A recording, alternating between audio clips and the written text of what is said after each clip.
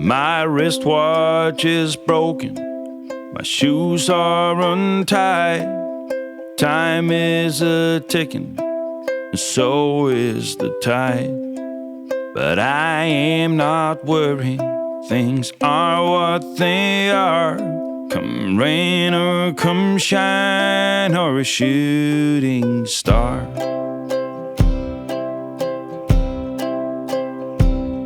I've been to the south, I've been to the north, east and the west, the middle of course. I may have been astray, but I've never been lost, never been beat by the road I've crossed. I guess I've been lucky to some degree, for someone who ate all the fruit from the tree. The stars been aligned and my goose hanging high. I'll be okay in the sweet by and by. I was born at morning on the first day of June, 1900 and something and two. My mom was a sweetheart, my father was too. They left me a watch and an old pair of shoes. I guess I've been lucky to some degree, for someone who ate all the fruit from the tree. The stars been aligned and my goose hanging high. I'll be okay in the sweet by and by. I'll be okay in the sweet by and by.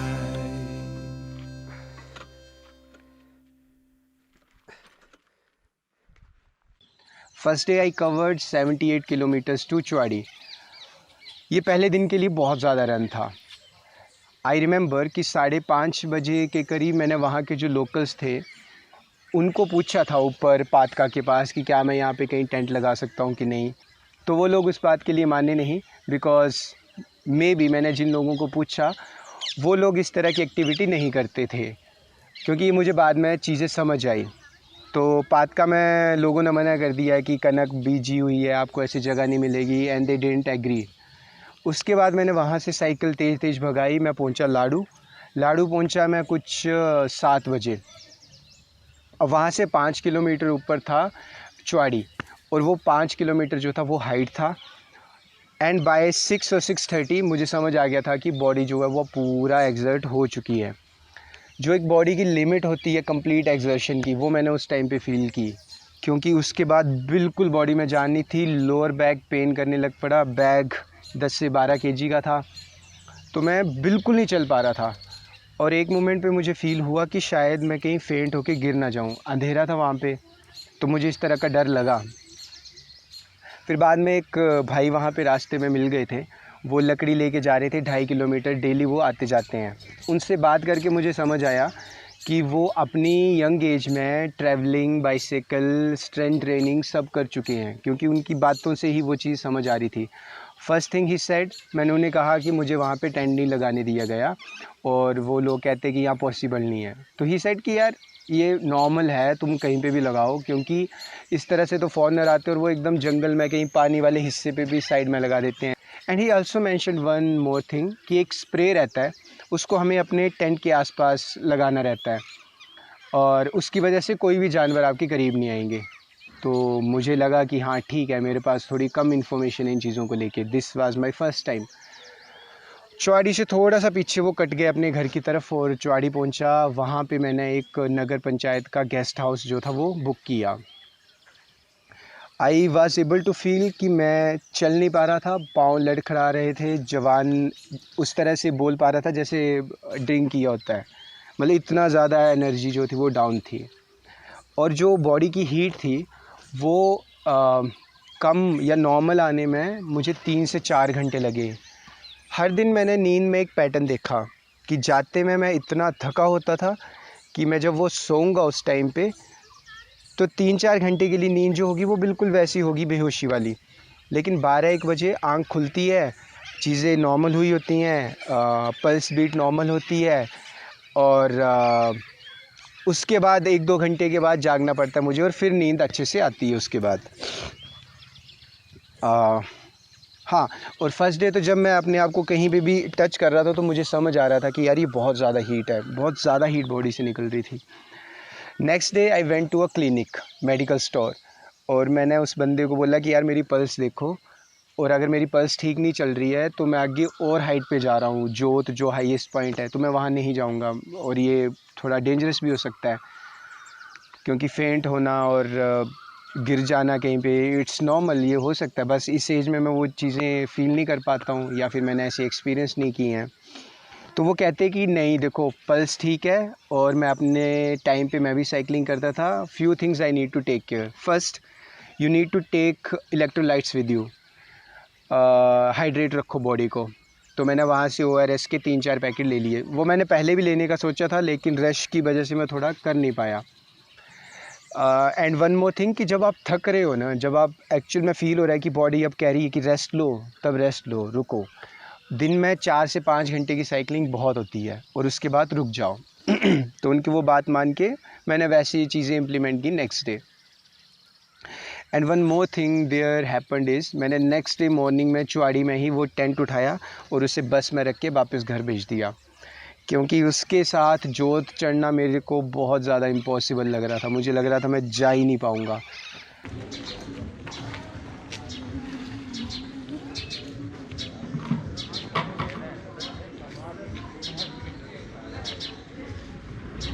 बारिश का पूरा मौसम बना हुआ अब, और लग भी रही है बारिश।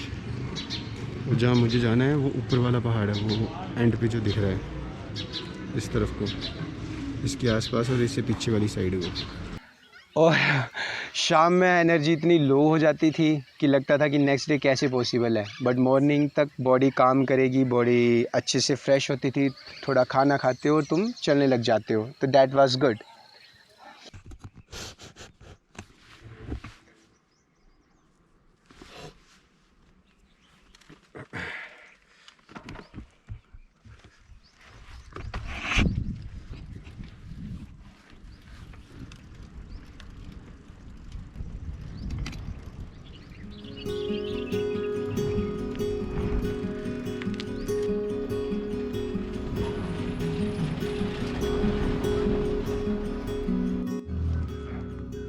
जहाँ से मैंने शुरू किया था चुआड़ी, सामने रह गया नीचे ये town. Just have a look where I reached.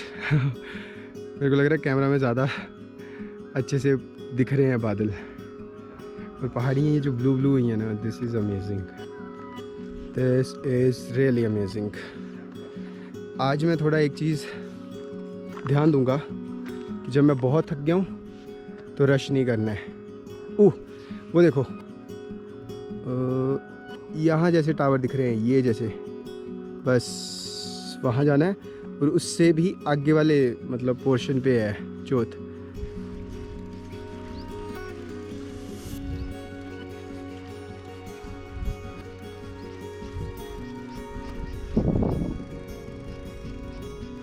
ये देखो, एक फ्रेंड ने ये बताई थी तरकीब, मैंने ये लिया, क्या बोलते हैं, टॉवल, वो जो गीला है, मास्क धोया सुबह, उसको सेफ्टी पिन के साथ ऐसे टाई कर दिया। ये वो टाउन है चुआड़ी जहाँ से मैं शुरू की अभी जोत के लिए। रात को मैं यहाँ पे रुका था, वो पहाड़ दिख रहे हैं, यहाँ बीच से रास्ता है, ऐसे करके गाड़ियाँ जा रही हैं वहाँ से। वैसे देयर आई हैव टू गो।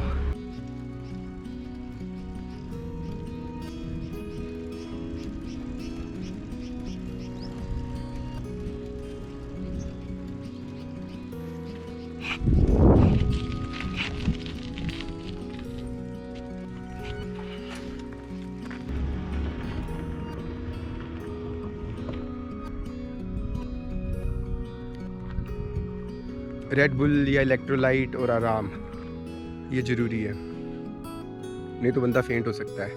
मैं कभी फेंट नहीं हुआ तो मुझे पता नहीं है कि इसकी सिचुएशन क्या होगी, लेकिन कल जैसे टांगे कांपने मतलब वो चला नहीं जा रहा था मेरे से ठीक, और ना बोला जा रहा था। शायद वही स्टेट होती है जब उससे भी ड्रेन होगी बॉडी तो आदमी गिर जाता होगा। बट ये ज़रूरी है कि आराम करो, आराम के साथ हाइड्रेटेड रहो, वो सबसे ज़्यादा ज़रूरी है।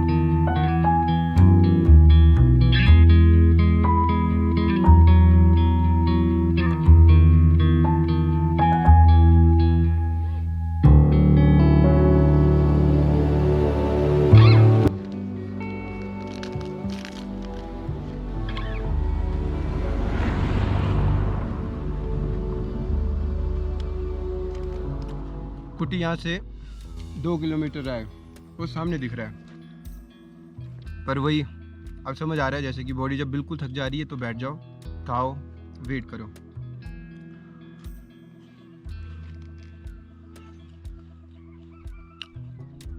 मुझे डलहौजी जाना है तो लग रहा है शायद अंधेरा हो जाएगा तब तक।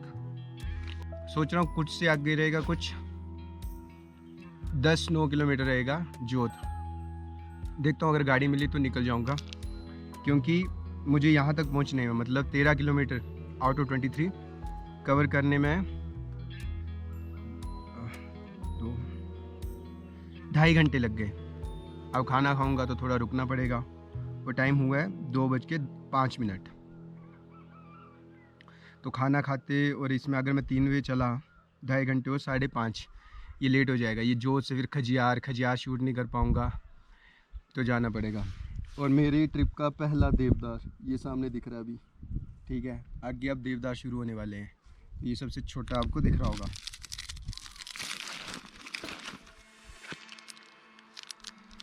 मतलब थोड़ा सा प्लान करके चलना पड़ेगा, लाइक ऐसे नहीं कि जो चीज़ अच्छी हो सकती है मैं उसको गवा दूँ। I reach this place called कुट। तो यहाँ पे स्नैक्स के लिए खाने में मुझे बस या तो मैगी मिल सकता था या तो egg bhurji. So I am now vegetarian, तो मैंने मैगी बनवाया। मैगी खाते हुए ही बाहर एक अंकल ट्रक लेके आए और इस ट्रक में रेत भरा था। तो I tried to convince him कि मुझे ले चलो। अगर वो नहीं लेके चलते हैं तो बारिश लगने वाली है और मैं जोत में अटक जाऊंगा। जोत में रहने के लिए कोई घर नहीं है इतने, वो सबसे हाईएस्ट पॉइंट है मेरी जर्नी का, तो और काफ़ी ठंडा भी, तो वहाँ तक पहुँचने में मुझे काफ़ी प्रॉब्लम होगी। मैं इनको मना ही रहा था कि इतने में अंकल ने आवाज़ दी कि एक गाड़ी आ रही है जो खाली भी है और ये तुम्हें साथ में ले जाएगी। सो आई स्टॉप द वीडियो और मैं अपनी चीज़ें अरेंज करने लगा जल्दी से उस गाड़ी में अपनी साइकिल रखने के लिए।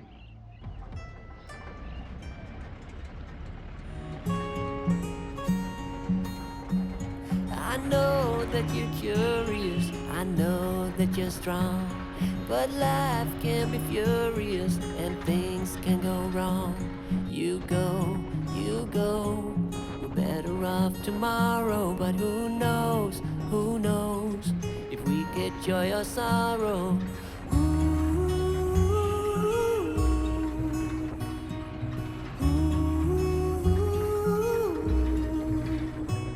Stay true to that fire in your heart and your soul.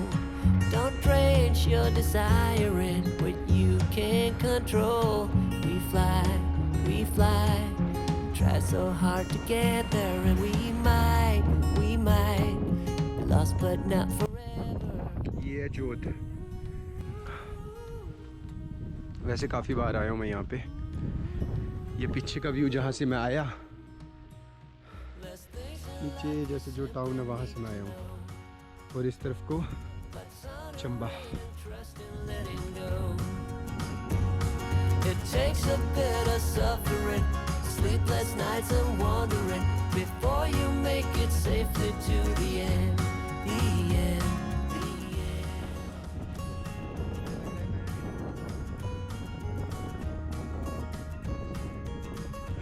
3 दिन के मेरे ट्रिप में बादल ही रहे हैं पर अच्छा है, नहीं तो सही में ट्रैवल करना काफ़ी मुश्किल हो जाता।